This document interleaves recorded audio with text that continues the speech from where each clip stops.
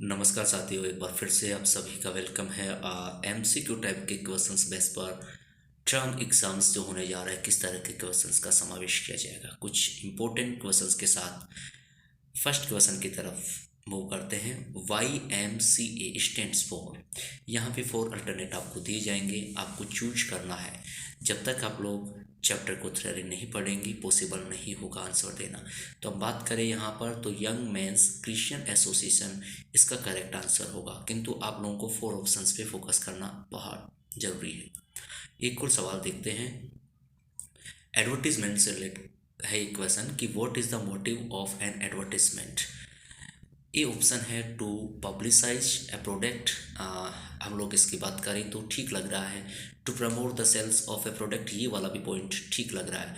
To generate more leads of sales, ये भी है, क्योंकि एडवर्टीजमेंट जरूरी है, इन्हीं के लिए हम करते हैं कि किसी भी प्रोडक्ट्स को पब्लिसाइज करना, उसके सेल्स जो है उसको प्रमोट करना, लीड्स लेना। तो that's why D option is the correct, यानी कि all of the above. In questions के आंसर फाइंड आउट करना आसान रहेगा अगर आप लोग एडवर्टीजमेंट या कोई भी टॉपिक हो, उसके बेसिक जो फॉर्म्स हैं, उसके रूल्स हैं, अगर आप लोग उनको रीड आउट करेंगे, या हमने स्पेशल वीडियोस भी आपको प्रोवाइड करवा रखे हैं, अगर आप लोग वो वॉच किए होंगे तो डेफिनेटली आपका आंसर करेक्ट आ रहा होगा। इसी तरह एक और सवाल देखते हैं। What is the word limit of A classified advertisement for class 12। Guys, questions को अच्छे से पढ़ना है, या क्लासिफाइड दिया हुआ है इस पर भी फोकस करना है, सिर्फ एडवर्टीजमेंट को ही नहीं पढ़ना। तो एक क्लासिफाइड एडवर्टीजमेंट को ध्यान में रखते हैं, तो हमारे पास ऑप्शन है 450 words, 300 words, 700 words and 200 words. According to four options हमारा जो करेक्ट आंसर होगा वो 50 वर्ड्स होगा। गाइज, जैसा कि आपको आपके स्कूल के प्रिंसिपल टीचर्स ने भी बताया होगा, जहाँ भी आप स्टडी कर रहे हैं, और सीबीएसई की जो वेबसाइट है वहाँ से भी आप लोग सैम्पल पेपर डाउनलोड कर सकते हैं। आपको आइडिया हो जाएगा कि किस तरह के क्वेश्चंस का समावेश आपके एग्जाम्स में होने वाला है। सो आपके लिए अच्छे मार्क्स गेन करने में बहुत ही आसान रहेगा। तो आप वहाँ से भी देखें, इसीलिए आपको इसी तरह से कुछ क्वेश्चंस हम लोग प्रोवाइड करवा रहे हैं, सो आपको हेल्प मिल सके। Which of the following is the perfect to start a matrimonial advertisement. ये स्टार्टिंग की बात कर रहा है कि हमें स्टार्ट किससे करना चाहिए। तो लुकिंग फॉर ए जॉब, ये वाला तो मैट्रिमोनियल में आएगा नहीं, क्योंकि हम बात अलग कर रहे हैं। वॉन्ट टू सेल और जॉब का वहाँ लेना देना नहीं है। और अलायंस इन्वाइटेड फॉर और फ्रॉम, और डी ऑप्शन है at 2 BHK flat is available. तो गाइज, आपको पता है कि जब मैट्रिमोनियल्स यानी कि वैवाहिक जो विज्ञापन होते हैं, उनमें हम लोग C option is the correct, alliance invited for या from, that is the correct option. So यहाँ पर सी ऑप्शन हम लोग फिल करेंगे। गाइज, ये जो MCQ टाइप के क्वेश्चन हैं, वो CBSE ने जिस तरह का सैम्पल पेपर प्रोवाइड करवाया है, उसी को बेस दे करके हम आपको कुछ क्वेश्चंस प्रोवाइड करवा रहे हैं, सो दैट आपके लिए आसान रहेगा क्वेश्चंस ढूंढना, क्वेश्चंस के आंसर देना, आपको एक बेस मिल जाए। अगले सवाल की तरफ बढ़ते हैं। ये सवाल हमने नोटिस है, यानी कि ये वाला वीडियो एंड तक देखेगा। हमने चैप्टर से किस तरह के क्वेश्चंस आ सकते हैं, प्रोज में कैसे आएंगे, पोम में से कैसे आएंगे, आपका जो नोटिस है या एडवर्टीजमेंट में किस तरह के क्वेश्चंस बन सकते हैं, उन सबको हमने समावेश करने की कोशिश की है। सो आपके लिए ये एक गाइडलाइन की तरह होगा। Where is the salutations in a notice. अब यहाँ पर सबसे पहली बात, आपको सैल्यूटेशन का पता होना चाहिए कि सैल्यूटेशंस होता क्या है। तो below the date, above the date, there is no need to write salutations. तो बात करते हैं तो C option is the correct, क्योंकि नोटिस में इसकी रिक्वायर्ड ही नहीं होती है। सो ये बात ध्यान रखना, स्पेशली छोटी छोटी बातें हैं, मगर अगर आपको परफॉर्मा पता है तो ऑब्वियस ही है कि आप इन क्वेश्चन के आंसर इजी वे से दे सकते हैं। What is the best way to start a notice. अब ये कह रहा है कि नोटिस स्टार्ट करने का बेस्ट तरीका क्या हो सकता है।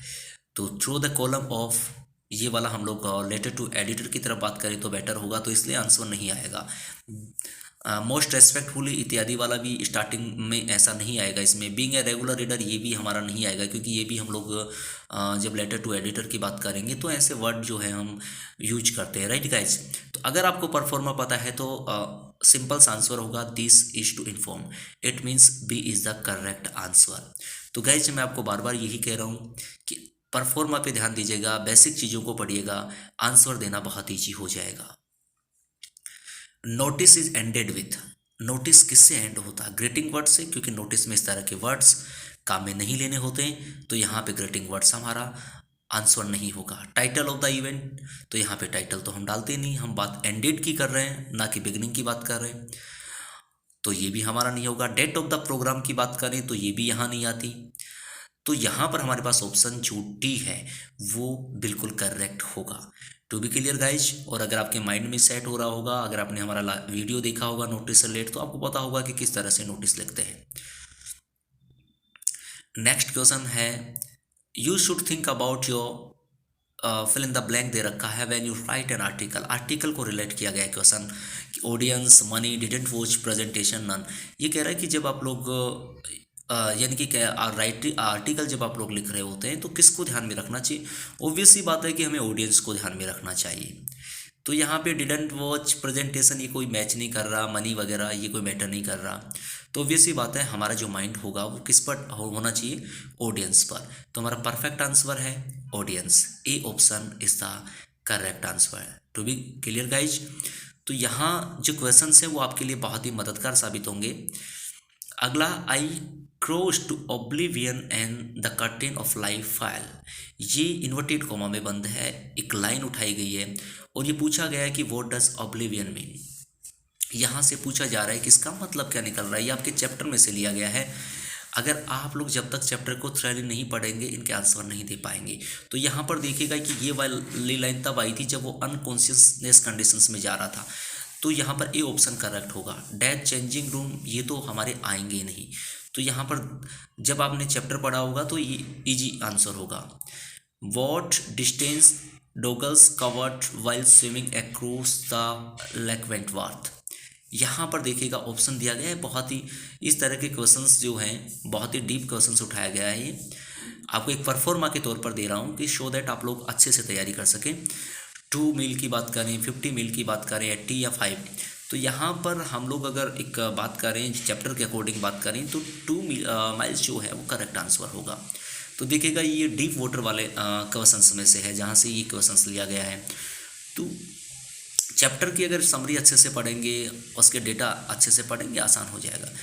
The young prisoner was asked to flash the light if would run out. ये वाला जो आपके द एनिमी वाले चैप्टर से लिया गया है, देखिएगा अगर आपने देखा होगा, क्योंकि प्रिजनर वाला उसी में मेंशन आया है। आपके माइंड में सेट होना चाहिए कि इस चैप्टर की ये स्टोरी है, इसमें ये कैरेक्टर्स हैं, सो आंसर बहुत ईजी हो जाएगा। तो once, twice, thrice, not at all, which one is the correct answer. तो यहाँ पर बात करते हैं तो लाइन में पूरा मेंशन है, अगर आपने पढ़ा होगा तो twice is the correct answer, it means A option. अगला है सदाओ रिमूव द ब्लेड फ्रॉम। यहाँ से बात कर रहे हैं कि सदाओ रिमूव द ब्लेड, ये वाला भी उसी में से है। क्लोज टू शोल्जर्स, तो कहाँ से की थी? तो किडनी में से की थी, हार्ट, लंग्स, आर्म्स। तो ये जो करेक्ट आंसर है वो किडनी जो था वो करेक्ट आंसर होगा। ठीक है। What can human being learn from earth, ये पोम में से है। अब यहाँ से हमारे पास में ए ऑप्शन है ब्यूटी, बी है कीपिंग क्वाइट, सी है बी हैप्पी और डी है वर्किंग विथ साइलेंस। इसमें आपने देखा होगा कि बार बार वो क्वेश्चंस में बार बार बोल रहा है ये बातें कि वही 12 काउंटिंग करने, सभी लोग की क्वाइट रहेंगे, कोई कुछ वर्क नहीं करेगा। तो इजी है।